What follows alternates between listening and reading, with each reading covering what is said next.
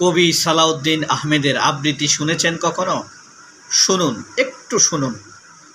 চিরসুখী জন ভ্রমে কি কখন বুঝিতে কি পারে, কি যাতনা বিষে বুঝিবে সে কিসে, কবু আসিবে সে ধ্বংসে নিজারে। আসলেই তো চিরসুখী জন ভ্রমে কি কখন ব্যথিত বেদন বুঝিতে পারে, কি যাতনা বিষে প্রভু আসিবে সে ধ্বংসে নিজারে। চিরসুখী জন ভ্রমে কি এক আজব বিষয়! সেই ২০-২৫ বছর আগের, ৩০ বছর আগের সুরঞ্জিত সেনগুপ্তের সাথে মিলে গিয়েছে সালাউদ্দিন আহমেদের কাব্যচর্চা।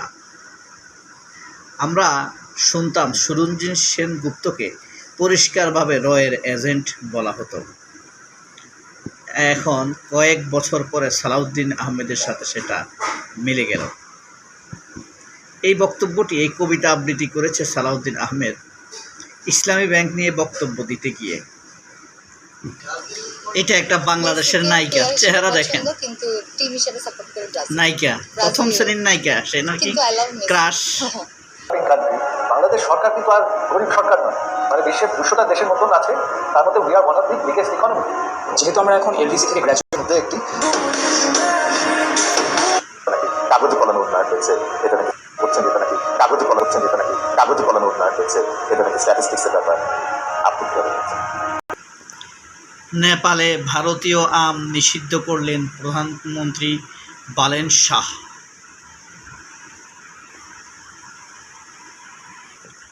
বাংলাদেশ ব্যাংকের বর্তমান গভর্নর কি বলছে দেখেন। ব্যাংকিং খাতে রাজনৈতিক প্রভাব মুক্ত রাখা উচিত। বাটপার, চোর, ঋণ খেলাপি এখন বাংলাদেশ ব্যাংকের গভর্নর। ইসলামী ব্যাংককে এস আলমের হাতে তুলে দিতে এই গাদ্দার ইন্টারনালি কাজ করছে, আর নির্দেশনা দিচ্ছে সালাউদ্দিন আমির খসরুরা। বাইতুল মোকাররমের খতিবের বক্তব্য, জামায়াত কখনো জাতীয় মিম্বর দখল করতে পারেনি, ভবিষ্যতেও পারবে না।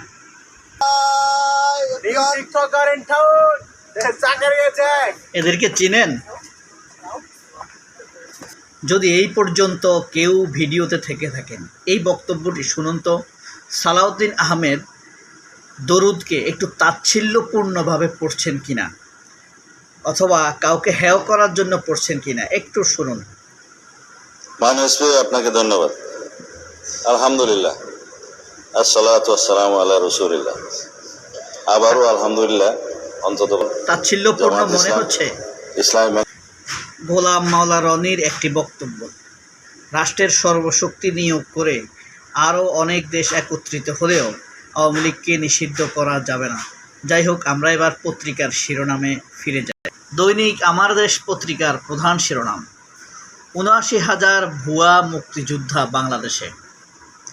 এই মুক্তিযোদ্ধার সংখ্যা দেশে বেড়েই চলেছে। এখন ৭৯,০০০ ভুয়া মুক্তিযোদ্ধা যুক্ত হয়েছে তালিকায়। যখন দেশে মুক্তিযুদ্ধ হয় তখন টোটাল মুক্তিযোদ্ধা ছিল ৭৮,০৯৫ জন। বর্তমানে ভুয়া মুক্তিযোদ্ধা সহ ১,৯৮,০৩৭ জন, অর্থাৎ সঠিক মুক্তিযোদ্ধার চাইতে ভুয়া মুক্তিযুদ্ধের সংখ্যা বেশি। ভুয়া মুক্তিযুদ্ধের ব্যাপারে তদন্ত চলছে, এখনও শেষ হয়নি। যখন জামুকা হয় তখন ৬,০০০ ভুয়া মুক্তিযোদ্ধাকে বাতিল করা হয়েছিল। স্বাধীনতার পর ৮ বার তালিকা প্রণয়ন করা হয়। প্রতিবারই কিন্তু আপনার এই মুক্তিযোদ্ধার সংখ্যা বাড়াইছে তারা। আওয়ামী লীগের আমলে বেড়েছে মুক্তিযোদ্ধার সংখ্যা সবচাইতে বেশি। আমরা এবার দেখব কালের কণ্ঠ নামের পত্রিকাটি। কালের কণ্ঠ পত্রিকা ভারতপন্থী পত্রিকাদের মধ্যে অন্যতম, তবে প্রথম আলোর মতো না, ডেইলি স্টারের মতো না। এটা হলো ডিজিএফআই টাইপের একটু। পণ্যের দাম কমার পাল্লাই ভারী, মানে বেশিরভাগই কমছে। এই পত্রিকাটির প্রশাসক নিয়োগ করা হতে পারে, বসুন্ধরার হাতে থাকবে, তবে এটা চালাবে নিরপেক্ষ সম্পাদক দ্বারা প্রশাসক নিয়োগ করা হবে। বাংলাদেশ প্রতিদিন, সীমান্তে আতঙ্ক, দিল্লিতে বৈঠক। দেখেন, একটা শয়তানি সংবাদ করছে তারা। সীমান্তে আতঙ্ক কি বোঝাচ্ছে? বাংলাদেশের কিছু দোষ আছে, ভারতের কিছু দোষ আছে, অথচ অপরাধটি ভারতের একতরফা। যাই হোক, এবার আমরা নয়া দিগন্ত দেখি। ইসলামী ব্যাংক ইস্যুতে সংসদে মুখোমুখি সরকার বিরোধী দল।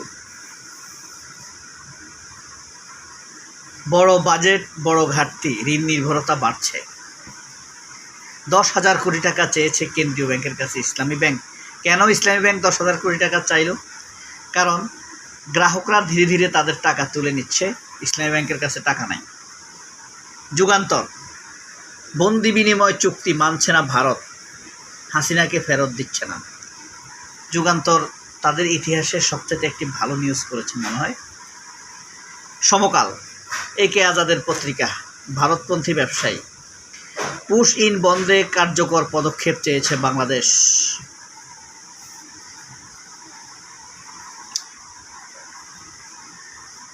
সমকাল,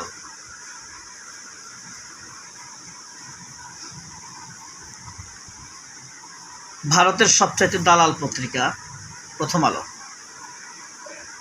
করের চাপ বাড়ছে, থাকবে কিছু ছাড়ও। 21 বছর পর অস্ট্রেলিয়া জয়। জাহিদের বক্তব্য, ডাক্তার জাহিদ বলছে, স্থানীয় নির্বাচনে শর্ত পূরণ করলে নেতাকর্মীদের অংশ নিতে বাধা নেই। আওয়ামী লীগের নেতাকর্মীদের অংশ নিতে পারবে। এই ব্যাপারটা যদি কেউ এ পর্যন্ত ভিডিওটা দেখে থাকেন, অবশ্যই মন্তব্য করবেন জাহিদের ব্যাপারে। অনুরোধ থাকলো। আমার দেশে ফিরে আসি। আমার দেশের প্রধান শিরোনাম তো আপনাদেরকে বলেছি। আর এই যে দেখেন, মাহমুদুর রহমান একটি কলাম, মানে বিশেষ কলাম, মন্তব্য প্রতিবেদন, আমাদের মিডিয়া শ্রেণীবিন্যাস।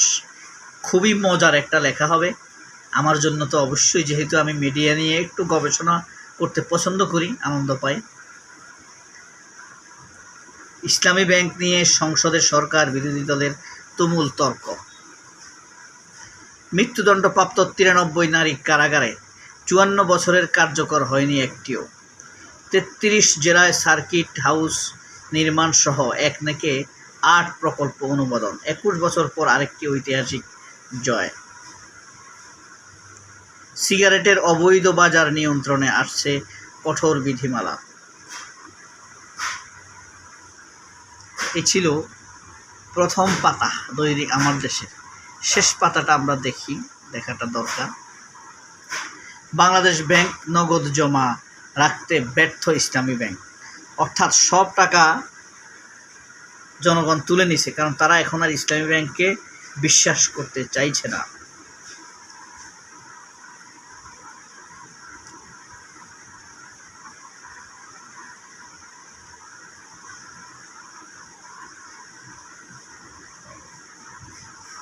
তো আমার দেশের second page, third page, fourth page, fifth page, 6 নম্বর পাতা, 7 নাম্বার, 8 নাম্বার,